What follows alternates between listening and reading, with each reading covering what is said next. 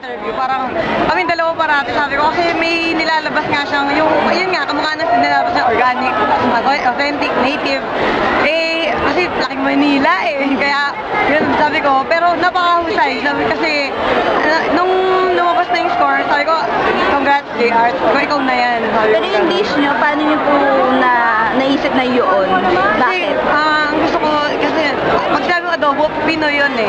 So you can't go wrong na Pinoy yun. So gusto ko lang ilagyan siya ng twist, ile-level up yung taste, pero yung simplicity, nandun. Nagawa nyo na po ba before yung dish? Hindi kasi actually adobo lang tayo, ganon. Yung tuna gumagawa ako separately, pero ginawa ko parang deconstructed yung dating.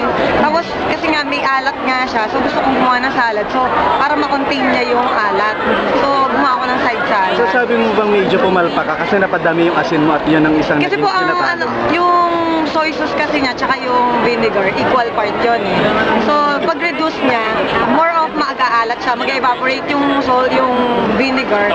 So may tendency talagang nasa salty side talaga siya. Pero dahil nga nasa salty side, pupunta siya dapat dun sa salad. Kaya merong honey, dalanda na maasim at kamatamis.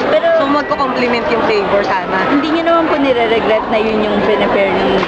Ay, hindi po kasi, I'll go for the adobo talaga na talagang national Pinoy dish.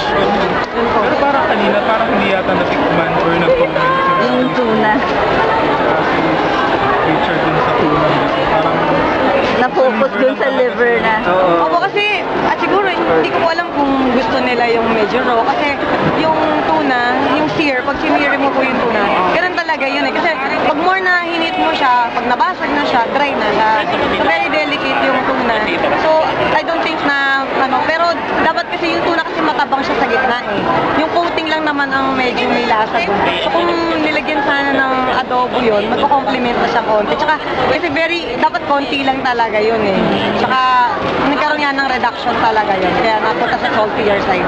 Carla, pero sabi kanina ni JR, ikaw daw yung talagang pinakamatinding kalaban at kinabahan sa'yo. Ano masasabi mo doon?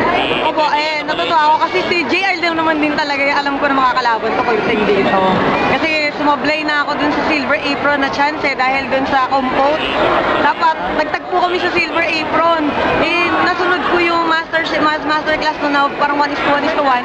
Tapos nagkaroon ng reduction, 30 minutes lang gagawin. Actually, 30 minutes ginagawa yung process. So hindi ako nakaabot sa Silver Apron. Dapat nagtagpo kami ron kasi sabi niya, dun pa lang, natatakot siya na ako yung makalaban sa Silver Apron. So dito na kami nagtagpo. What's your plan after this, MasterChef? Tutuloy ko po rin po yung business ko, gaya ng dati. Tapos dahil meron na akong additional na puhunan, tapos maialalabas ko na yung tapos plus yung magkakaroon na ako ng Asian Culinary Study.